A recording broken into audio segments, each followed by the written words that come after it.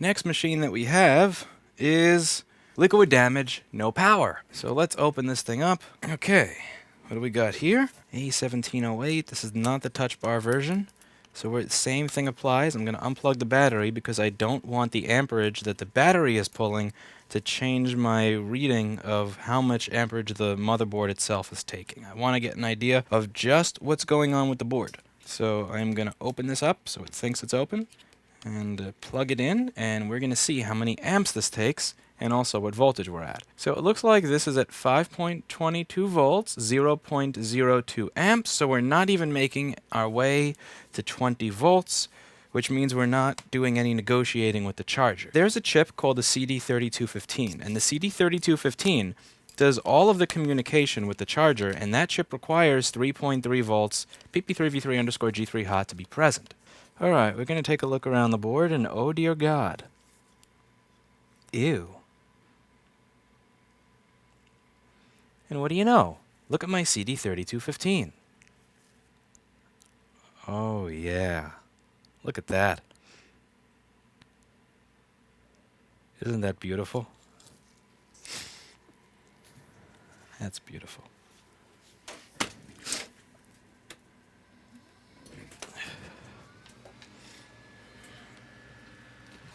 Let's do it.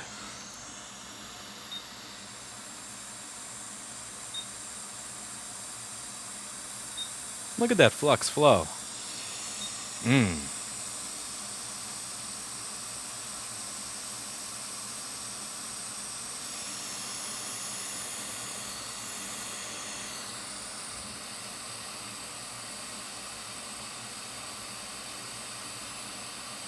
It does, John.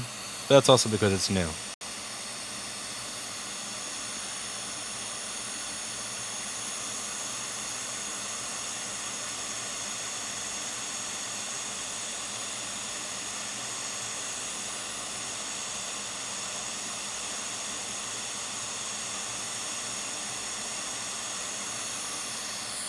The board is bleeding a little bit.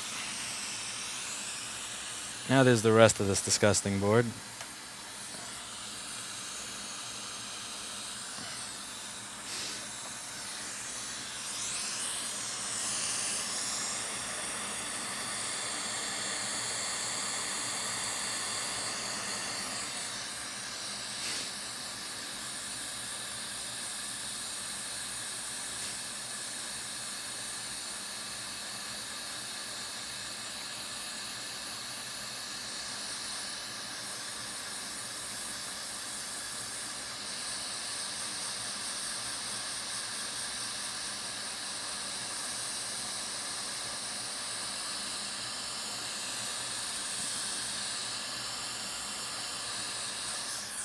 I still think that there's going to be an issue under that chip because of how disgusting it was, but I'd also like to see if PP3v3_G3 hot is present. So let's see if we're getting anything on PP3v3_G3 hot. And we are. We're getting PP3v3_G3 hot, but we're still getting 5 volts on this, which means that that CD3215 is bad, or the stuff around it that looked really nasty has probably gotten to us, gotten to the chip. So, like, this red stuff over here, what's this? Is this where there's going to be something talking to something underneath the chip? So let's just try and get rid of some of that blood first, because there's quite a bit of blood there. I'm also going to have to ask Paul where it is that he hides the CD3215s. Actually, wait, no I don't, because I stole some from my desk just in case he would hide them and run away. So I've Paul-proofed my setup.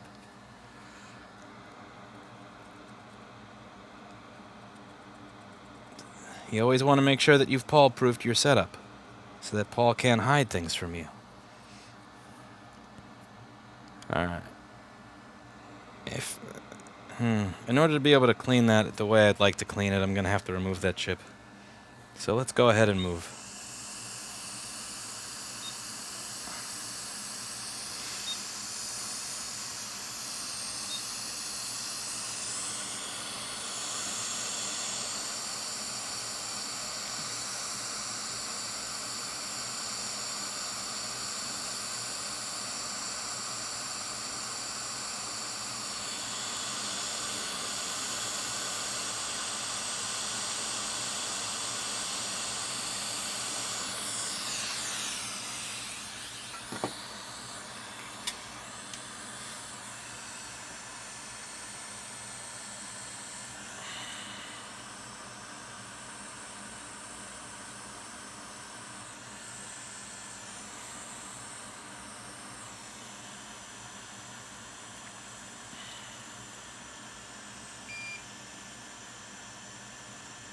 Paul Daniels is here.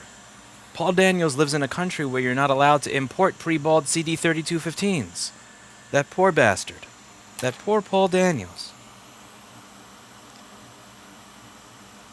He doesn't know what freedom is. He lives somewhere where they don't know what freedom is. Let's bring Paul Daniels some freedom.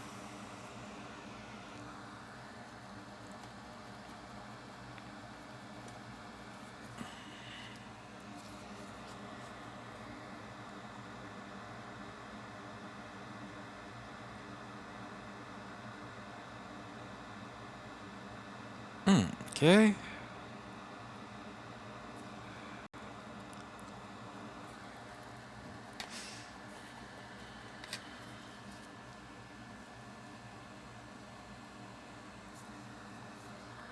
Paul Daniels is here. The man that's going to lose at Dota tonight.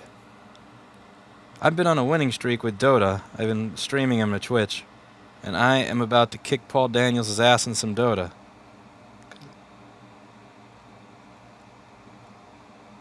Uh-oh. I just ripped a pro pet. God damn it. What was that for? What did I do? What did I do?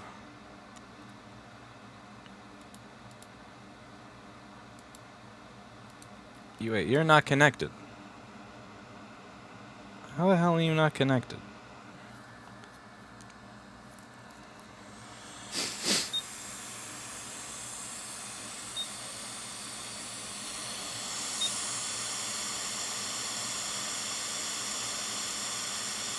Okay.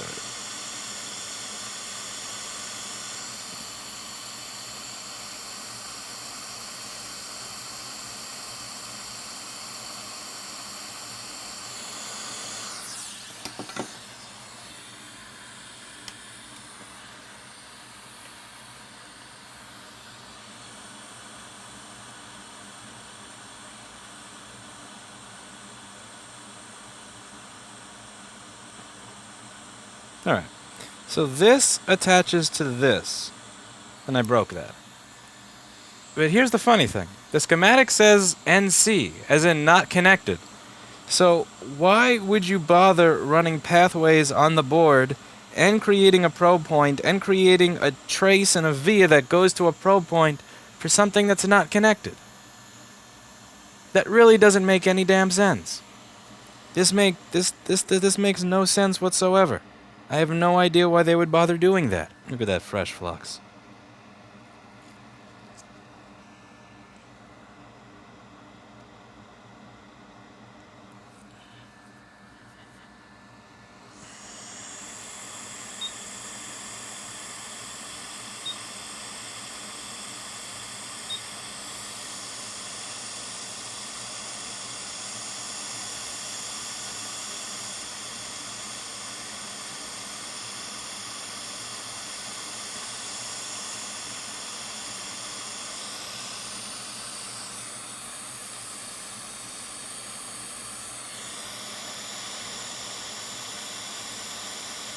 Go in a place, little chip.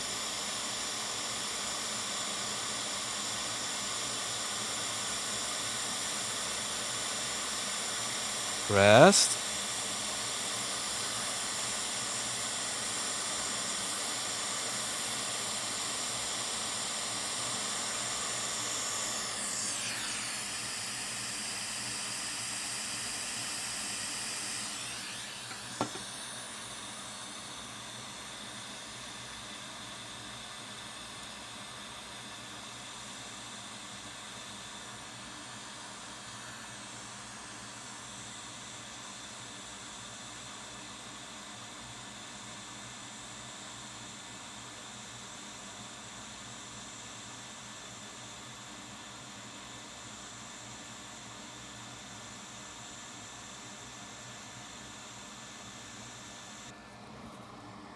Let's see what we get here.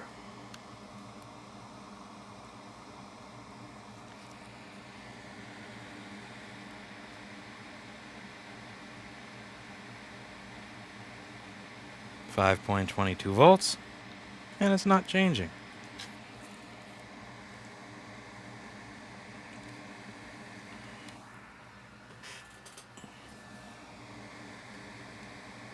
5.22 volts.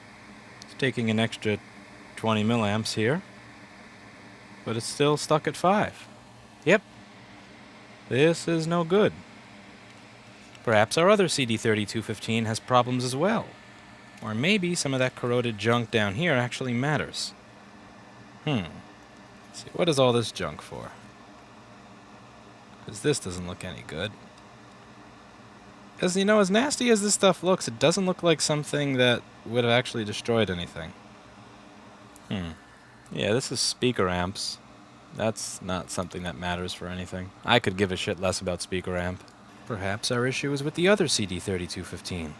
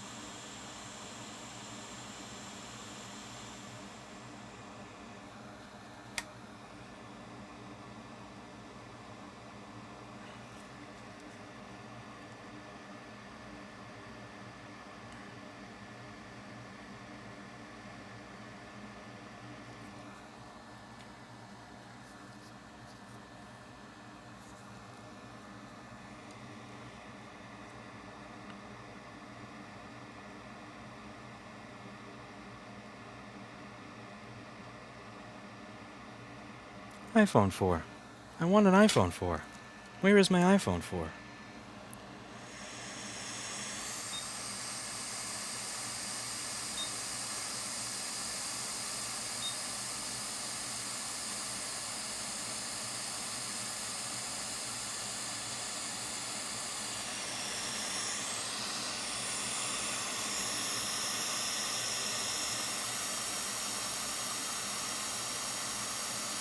Zada 10 apparently has a lot of money.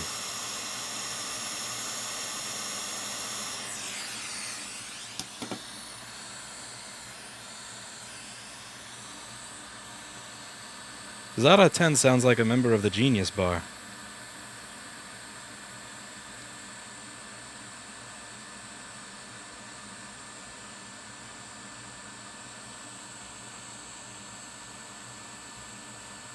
Come on, Flux, stay on the board.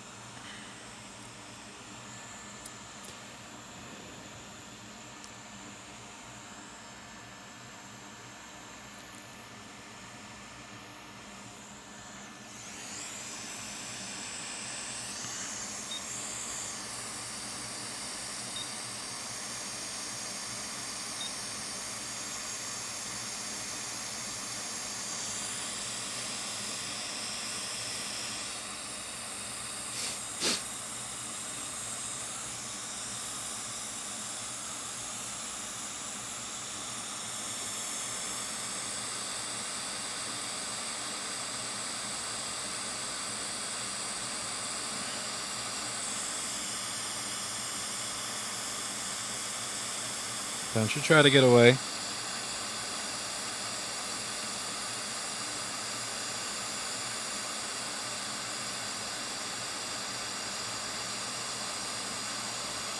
There we go. I just saw you fall into place.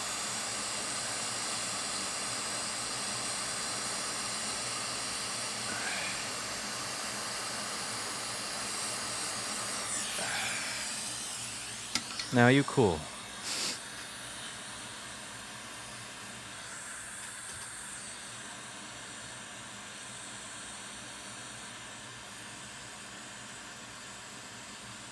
The title is self-explanatory, Rotasio.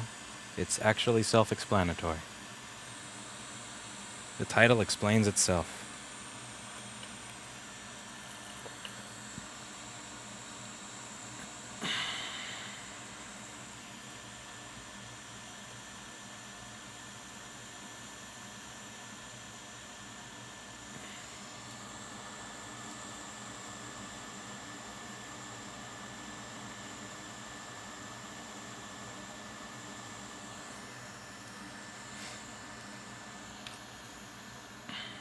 Let's see, I have a CS prof basically telling all the students to buy a MacBook Pro because real programmers use MacBooks, so you should get used to them. It sounds like we are going to be shown how to do things using Mac-specific software. Thoughts? I think that computer science professor sucks.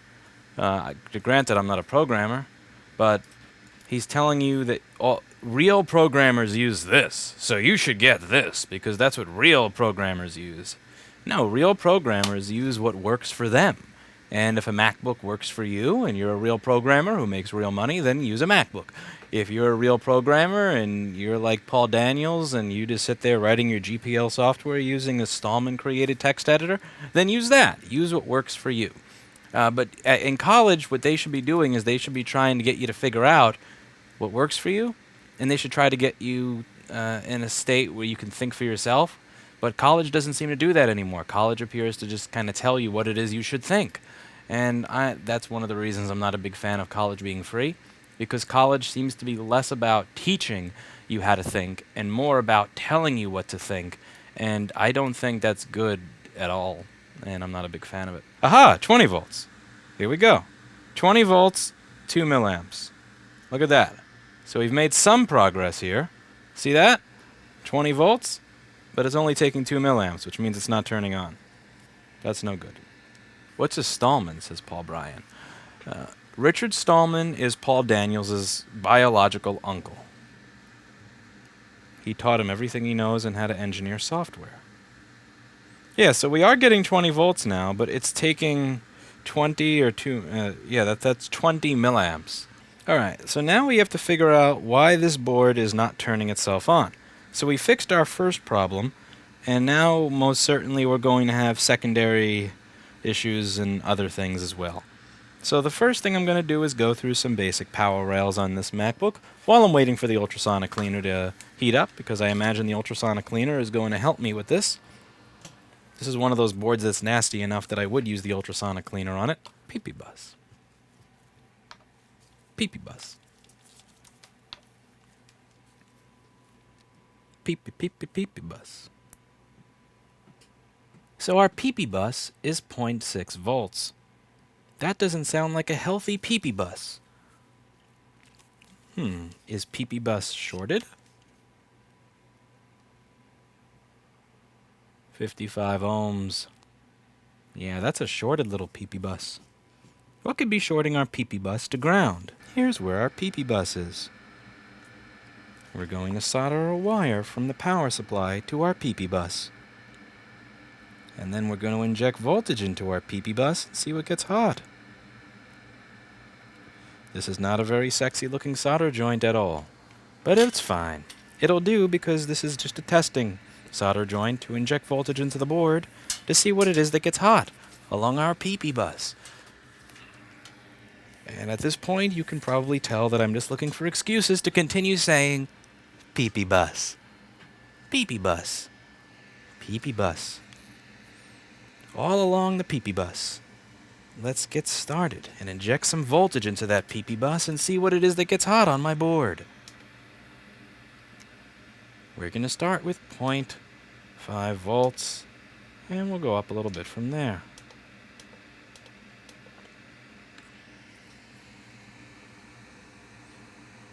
And it looks like whatever was getting warm just burned its way out, because it's no longer getting warm. Interesting. Did our short circuit just magically disappear? It looks like it did. Wow. Yeah, 12.5 volts, we're taking 0.001 amps. Wow. Looks like my whatever was short circuit, it just burned itself out. Right in front of me. Damn. Short circuit just burned its way out of the board automatically. I wonder if our PP bus will be present now.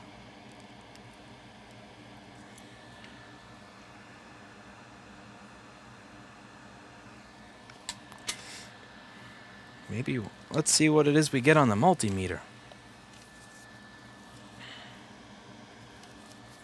Let's measure our PP bus's resistance to ground.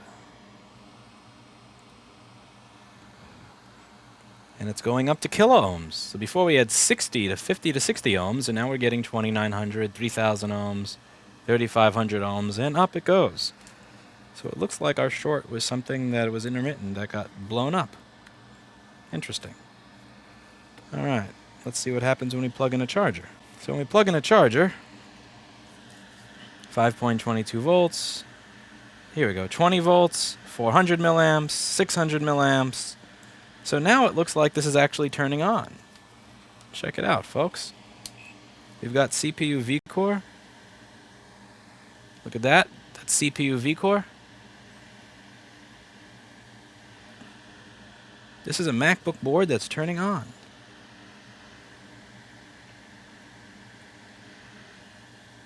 That's beautiful. That's a high PP bus. Well, looks like we solved our problem.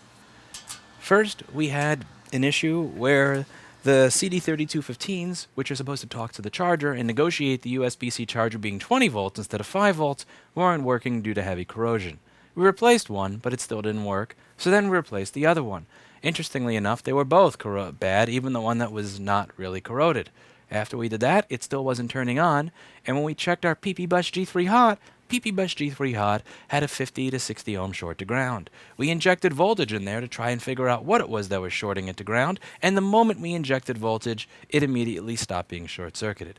Just to make sure it wasn't some sort of intermittent trolling short, I upped the voltage all the way to 12.5 volts and left it there for a while, and it still didn't take any amperage. So I think all this thing's going to need now that it's getting CPU V-Core and turning on is a nice thorough cleaning in the ultrasonic to get rid of any junk on the board that's going to be causing shorts or bridges that's going to keep it from working, and to get rid of any corrosion onto the chips. After that, it should be set and ready to go. And if you want a MacBook fix like this, head over to sendyourmacbook.com, where we offer repair services and more. Alright, so this is the original board that I was working on earlier. If you just take a look at what it looks like after the ultrasonic cleaning. This is our CD3215 area. That was the corroded, not connected pad.